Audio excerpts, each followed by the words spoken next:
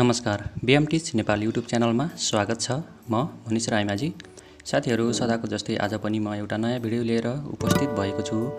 आज म what is computer, computer भनेको के हो भनेर यसको बेसिक कुरा बुझाउने छु। कृपया यहाँ भिडियो अन्तिमसम्म हेर्नुहोला अनि यस्तै भिडियोको लागि हाम्रो च्यानललाई सब्स्क्राइब गर्न नभुल्नुहोला। ओके, आजको विषयवस्तुतिर लागौँ है त। Introduction to computer. कम्प्युटर भनेको के हो? नर्मल्ली हामीले कम्प्युटर भनेको के हो भनेर सिम्पल भाषामा बुझ्ने हो भने computer is a device that can be calculate. Normal भाषामा हामीले कम्प्युटर भनेको एउटा डिभाइस हो जसले क्यालकुलेट गर्छ भनेर बुझ्न सक्छौँ। तर यसको फुल डेफिनेसन यतिले मात्र पुग्दैन। यसको फुल डेफिनेसन हामीले यसरी दिन सक्छौँ। Computer is an electronic device that receives input, processes the input as per user instruction, and provides output in desired format. This is the full definition of the computer. हामीले कम्प्युटरलाई यसरी डेफिनेसन दिन्छौँ। यहाँ के भन्यो भन्दा कम्प्युटर भनेको एउटा electronic device हो जसले इनपुट रिसिभ गर्छ अनि रिसिभ गरेको इनपुटलाई चाहिँ process the input as per user instruction, युजरको इन्स्ट्रक्सन अनुसार त्यसलाई प्रोसेस गर्ने काम गर्छ। अनि प्रोभाइड प्रोभाइड्स के गर्छ भन्दा युजरले जसरी इनपुट दिएको छ त्यसलाई प्रोसेस गरेर आउटपुट दिने काम गर्छ। त्यसलाई हामीले कम्प्युटर भन्छौँ। जस्तै यहाँनिर हेर्न सक्छौँ input process output. This is the overflow of the computer. कम्प्युटरले इनपुट हामीले जे दिन्छौँ त्यसलाई इनपुटको रूपमा लिन्छ। जस्तै यहाँ भनेको छ the input is called data. हामीले डाटा भनेर बुझ्न सक्छौँ। कम्प्युटरलाई दिने त हामीले डाटा नै हो इनपुटको रूपमा। जस्तै फर इक्जाम्पल यहाँनिर इक्जाम्पल भन्दा नि पहिला डाटा भनेको के हो भन्दा एनी र फ्याक्ट्स एन्ड फिगर अथवा इन्फर्मेसनलाई हामीले डाटाको रूपमा लिन सक्छौँ। Let's take a small example. Okay, सानो एउटा इक्जाम्पल लियौँ। For example I want to add 2 numbers. मैले दुईवटा नम्बर एड गर्न खोजेँ जहाँ एउटा 2 छ यस प्लस 3। यसलाई चाहिँ इनपुटको रूपमा दिएँ मैले कम्प्युटरलाई। कम्प्युटरले रिसिभ गर्छ यो दुईवटा नम्बरलाई। सो यहाँ मैले के गर्न चाहेँ, I will input 2 numbers 2 and 3। I will input the arithmetic operation. यहाँ मैले 2 and 3 को बिचमा अर्थमेटिक अपरेसन यसलाई मैले जोड्नको लागि कम्प्युटरलाई इन्स्ट्रक्सन दिएँ।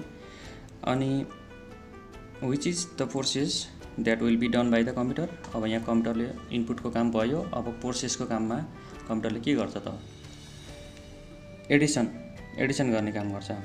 के 2 + 3 will be done by the computer. 2 + 3 लाई जोड्ने काम गर्छ कम्प्युटरले। This is the process of the computer. And what is the output that will be given to us. हामीलाई के आउटपुट दिन्छ? Yes, it will be 5। 2 + 3 = 5। That is the output of the computer.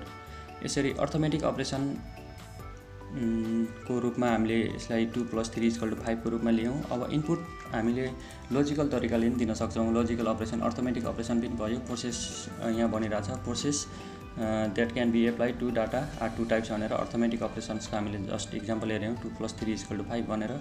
Logical operation भन्नाले चाहिँ कस्तोलाई बुझ्न सक्छौँ भन्दा जस्तै यहीँ अघि भर्खरको इक्जाम्पलमा 2 + 3 को ठाउँमा दुईवटा नम्बर इनपुट दिएर 2 and 3 मैले इनपुट दिएँ। अनि त्यसमा चाहिँ विच इज द ग्रेटर भनेर कम्प्युटरलाई सोधेँ अथवा कुन ठुलो छ भनेर मैले कम्प्युटरलाई सोच्दाखेरि कम्प्युटरले हामीलाई रिजल्ट दिन्छ। यसलाई हामीले लजिकल अपरेसनको रूपमा लिन सक्छौँ। यस, विच इज द ग्रेटर। यस, कुन ठुलो छ कम्पेयर गर्ने। 2 नम्बरमा जसले कम्पेयर गर्छ त्यसलाई हामीले लजिकल अपरेसनको रूपमा लिन सक्छौँ। यसमा हामीलाई के आउटपुट दिन्छ? यस, 3 इज द ग्रेटर, किनकि 2 भन्दा 3 ठुलो छ। यसरी लजिकल अपरेसनलाई बुझ्न सक्छौँ। अनि अर्थमेटिक अपरेसनमा चाहिँ सबै म्याथमेटिकल कुराहरू पर्छ। जस्तै प्लस माइनस, मल्टिप्लिकेसन्स, डिभिजन जति पनि छ यसलाई चाहिँ हामीले अर्थमेटिक अपरेसनको रूपमा लिन सक्छौँ। Yes, this is the actual model of the computer. यो चाहिँ कम्प्युटरको एक्चुअल मोडल हो। यस, अथवा यसलाई ब्लक डायग्रामको रूपमा मैले यहाँ देखाएको छु। Yes, we have an input units, जहाँ हामीसँग एउटा इनपुट युनिट छ अनि we have an output units. However the processing unit has 3 separate units. Processing unit, यसलाई हामीले प्रोसेसिङ युनिटको रूपमा लिन्छौँ। यहाँ 3 सेपरेट युनिटहरू छ जहाँ एएलयू अथवा अर्थमेटिक लजिक युनिट अनि एसयू कन्ट्रोल युनिट र मेमोरी युनिटको रूपमा यसरी छ। Let's see how all this basic parts of the computer are functions.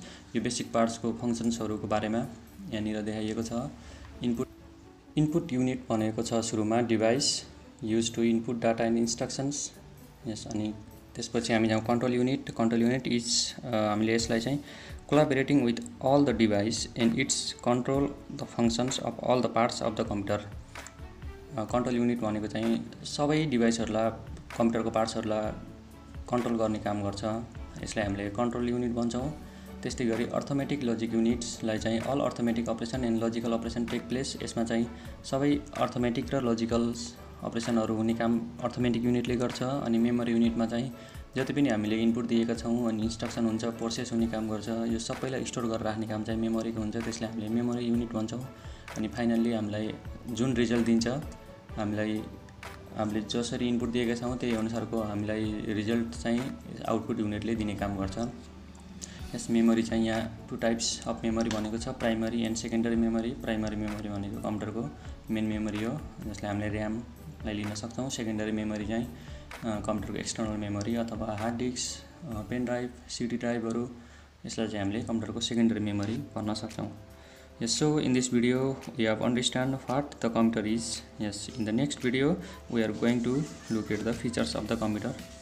हामीले अर्को भिडियोमा कम्प्युटरको विशेषताहरूको बारेमा जानकारी लिनेछौँ। ओके साथीहरू, आजको भिडियो कस्तो लाग्यो, जस्तो लाग्यो त्यस्तै कमेन्ट गर्नु होला। अनि लाइक कमेन्ट सेयर सब्सक्राइब गर्न नभुल्नु होला। अर्को भिडियो लिएर म फेरि आउने छु। अर्को भिडियोमा फिचर अफ द कम्प्युटरको बारेमा जानकारी गराउने छु। हस्त, धन्यवाद।